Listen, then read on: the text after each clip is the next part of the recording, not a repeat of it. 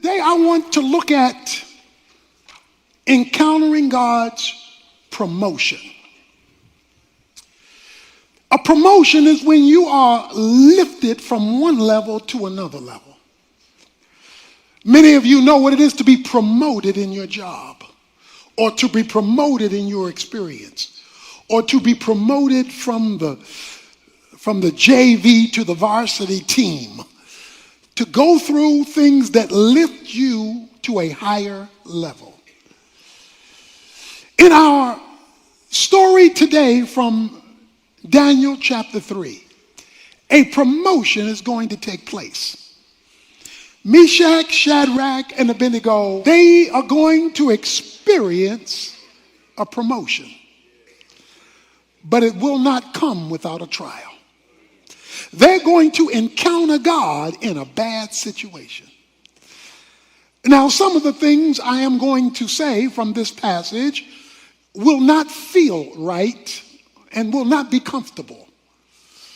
But that's okay, because the more uncomfortable it is, the better possibility for a divine encounter. Let's start with the backdrop of the story. Meshach, Shadrach, and Abednego find themselves working in a secular culture. They're in Babylon. Babylon is an evil, pagan, and idolatrous country. Because of Israel's sin, God told Babylon to invade Israel, and they brought out many of the young people back into Babylon to live and to work. Daniel, along with the 3 Hebrew boys, are part of the group that was brought from Israel to Babylon, and now they have to live their life and do their work in a non-Christian environment. Many of you tomorrow will go to work in a pagan environment, where the people you work for and the people you work with do not share your Christian worldview. They do not believe what you believe. They do not act like you act. They do not walk like you walk. They do not talk like you talk. But that's the world you live in, because you have to provide for yourself, for your family, and you will find yourself in an unrighteous environment. That was the 3 Hebrew boys. They found themselves working for the federal government, because they were administrators in the regime of Nebuchadnezzar, who was the governing head of Babylon. So they were government employees working for a pagan government. They were sent to a Babylonian school, it says in chapter 1. It says that they were indoctrinated with Babylonian thinking. It says they were even given a Babylonian name after the name of a Babylonian god.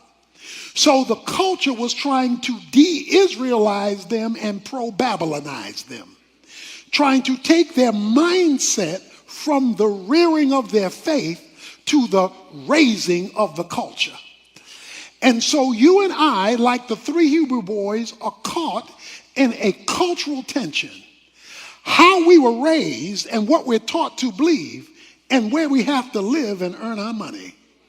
Where we have to live and function, or the people we have to be around, because that's the nature of the job in which we're situated.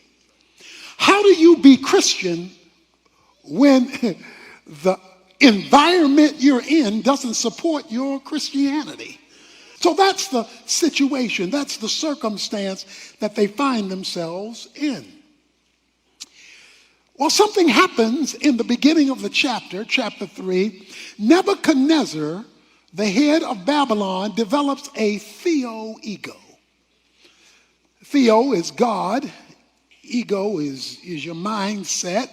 He developed a God mentality. He deified himself. It goes on to say, in the first 9 verses, you'll see 7 times discussion about this image he built to himself. He builds a statue to honor him, 90 feet tall and 9 feet wide. He not only builds a statue, he comes up with a law The law says that everybody is supposed to bow to the statue of Nebuchadnezzar.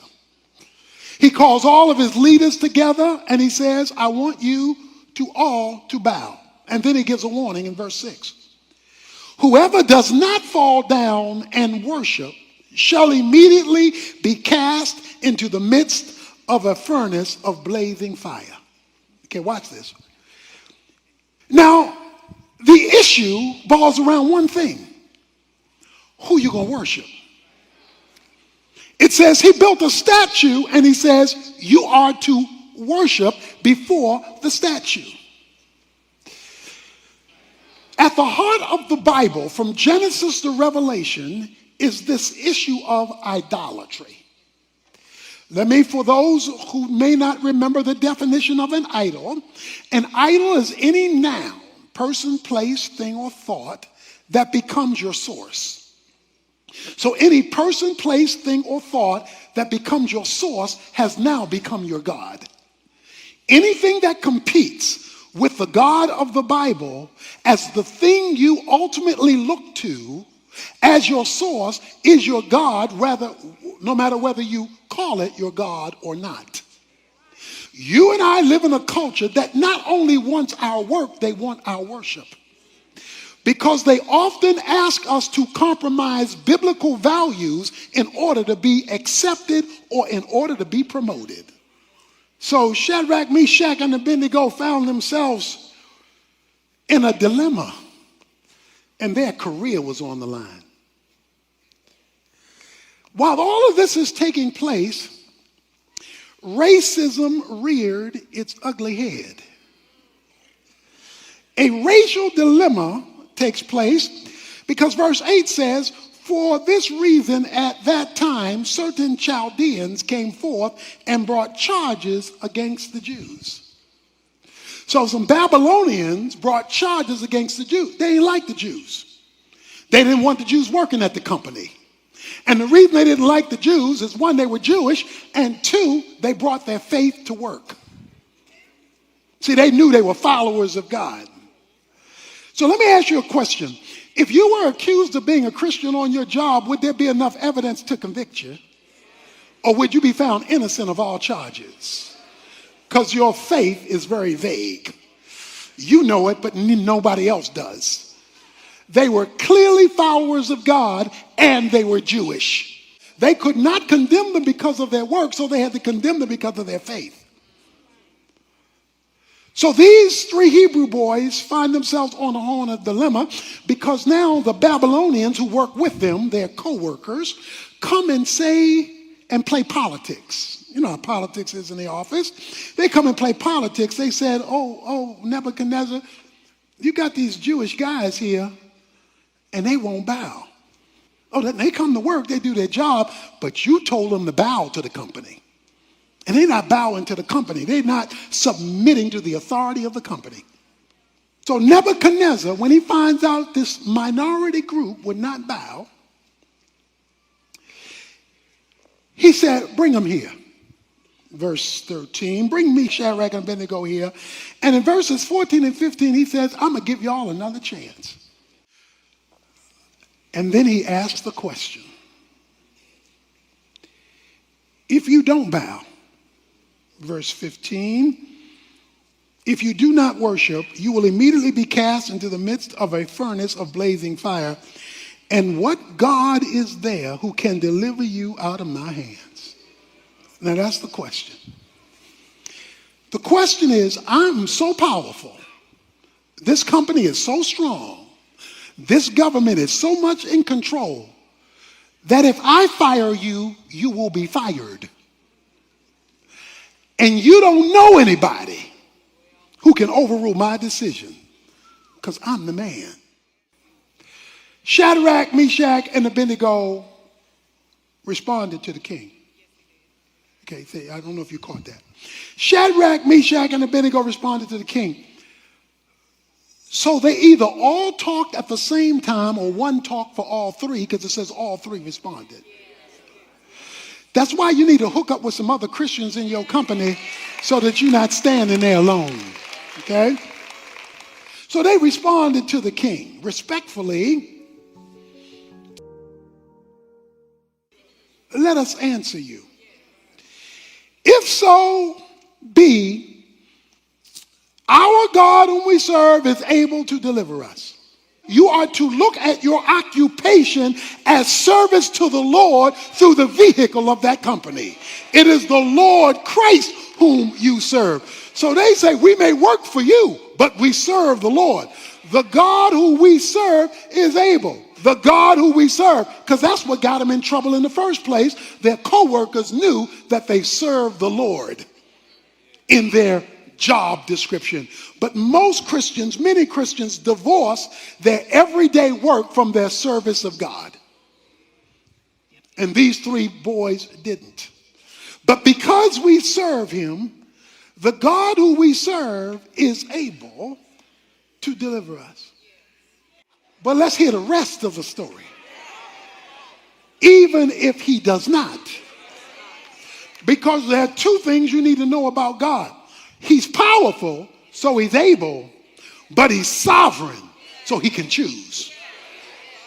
God must have the option in any situation to choose what the right thing is to do at that moment, and sometimes he does not. And you need a theology that covers when he doesn't.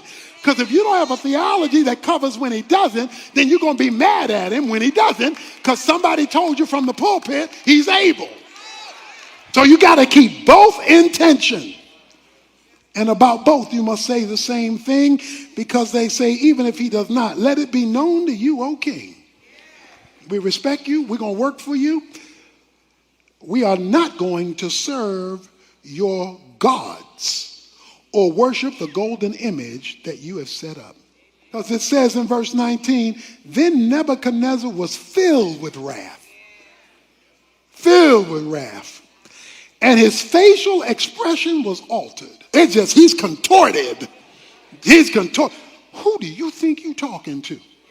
I don't care that you said it respectfully. Do you know who I am? Guess what he does? He is so hot, no pun intended. He is so hot. He gave orders in verse 18 to heat the furnace 7 times more than it was already heated. This is like your boss saying to you, look, if you don't do this, not only will I fire you, I will see that you never work in this kind of business ever again. I'm the man. You talking about you not going to bow because you got some other spiritual commitment. So the men who brought them to the furnace was so hot, it burned them up. The Bible says the men who brought them got burned up. That's how hot it was. They tied him up in verse 23 and threw him into the midst of the furnace, still tied up. So they tied up their hands, tied up their feet, and threw him in. God didn't deliver them from the furnace. He let them get fired. But something happens. Verse 24, then Nebuchadnezzar the king was astounded, and he stood up in haste. He said to his high officials, was it not 3 men we cast bound into the midst of the fire? Come on now, help me with my math. Wasn't it 1, 2, 3, Meshach, Shadrach, and Abednego? They replied to the king, well, certainly, king, we put 3 guys in there. He said, well, come here. Look through this glass. Look, verse 25. I see 4 men loosed and walking around in the midst of the fire without harm, and the appearance of the 4th is like a son of the gods. Okay, see, you could preach right here. He says, we put in 3, right? Yeah, we put in 3. Well, how come? And we tied him up, right? Yeah, we tied him up. Okay. Well, why am I seeing 4? So if we put in 3, Why for? And how they walking around when we tied them up? No, nobody burnt, nobody. Okay, watch this. Sometimes when God wants to give you an encounter with him, sometimes he takes you out of it. Sometimes he delivers you from it. Sometimes you don't have to worry about it. But sometimes he wants to take you through it or join you in it, not deliver you from it. Sometimes he wants you to see what it's like when you're in the fire and not being burned by the fire. You're in the bad situation at work and he's working right beside you. He says, I see four, and the fourth one I see looks like somebody straight from heaven. Sometimes heaven wants to join you in a bad situation without taking you out of it. He just gonna join you in it. But whether he takes you from it or joins you in it, you have an encounter with the living God, because you're supposed to be all shook up, all tied up, all screaming and hollering and worried and depressed. And here you are walking around the fire. Here you are strutting around the fire. Here you are moving around the fire. They messing with you at work and you still walking. They criticizing you at work and you still praising. They making it hard for you and you still getting it on. Why? Because you know you're not by yourself. Because sometimes he wants you to see what it's like when you're in the fire with the Lord.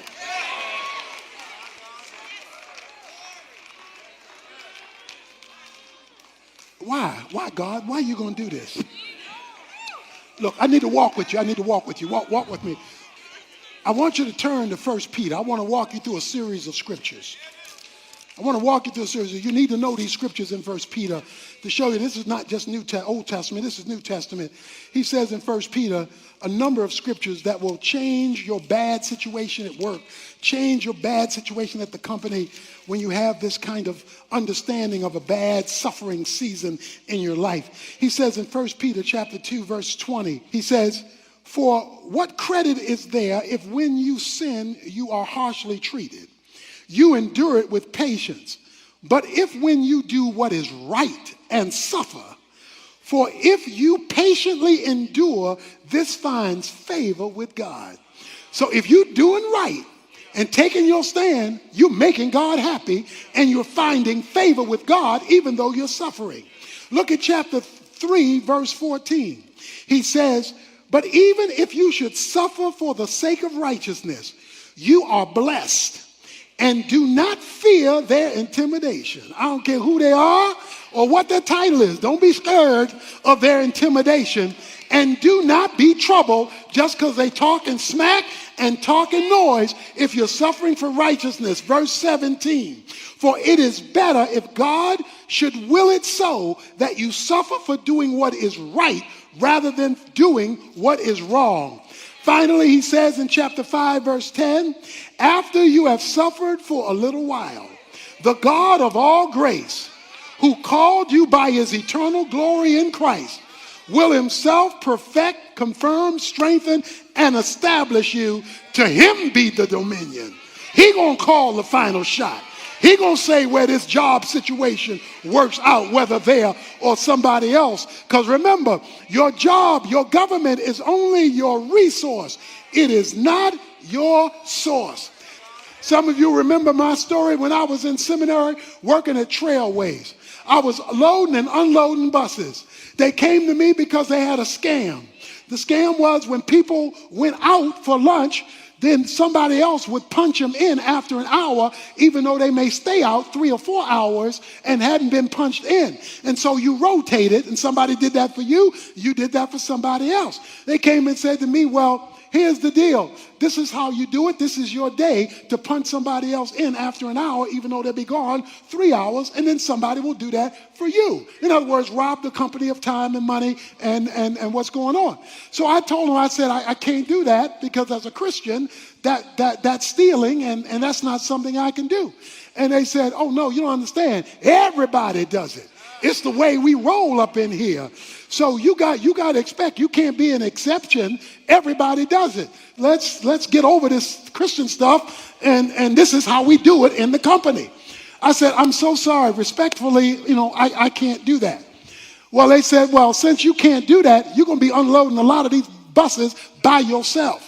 When the buses came in, I wound up having to unload a lot of them by myself because they wouldn't help me because I didn't conform to what they were asking me to do that was clearly unbiblical with the company. This went on for weeks and weeks and weeks. I'm discouraged, I'm depressed, and I have that same attitude that we all have sometimes. God, why are you letting this happen to me when I'm trying to be fair to you? A number of months later, I got a call. The call-in was to come to the owner's office or the manager's office for Trailways. I went in the manager's office. He said to me, we've been having a night supervisor come around at night to see what was going on with the night shift. We are very aware of this scheme that they're doing of punching people in when they really haven't come back. We're also aware that you are not a participant. So what we would like to do is make you manager of the whole shift. Now, I didn't know somebody was watching. I didn't know there was a fourth person in the fire. I didn't know that something else was going on. But you have to understand that when God decides to promote you, it doesn't matter what men say to you. So it's time for us to take a stand. A man was on an island one day, and he got shipwrecked on this island, and nobody was there. He was out there by himself, and he wondered, well, how was he going to survive on this island? He put some sticks together to make a little hut to keep him away from the inclement weather, and he got in that hut. But through a series of events, the hut caught on fire. So the hut is on fire. He's on this isolated island. A few days later, a boat comes to deliver him from the island. He said, well, how did you know I was on the island? Oh, they said it was simple. We saw the smoke signals you were sending up to let us know you were here. Sometimes God lets you catch fire, but it's really a smoke signal saying to God, here's where I am. And even though I'm in a fire, I know you know where I'm located. So I want you to go back to work tomorrow and serve the Lord Christ. I want you to go back to work tomorrow and be a Christian on your job, serving with excellence, serving the Lord. But knowing the Lord knows where you're sitting, he knows how long he wants you there, he knows when it's time to move, and he knows the bills that you have to pay, and says he is your source, and everything else is your resource. You can lift your head up high, and even if the rest of the folk don't like you on the job, you just find you a Meshach, a Shadrach, and an Abednego, and you take your stand for God, because God ultimately owns the company. Let's give him some praise.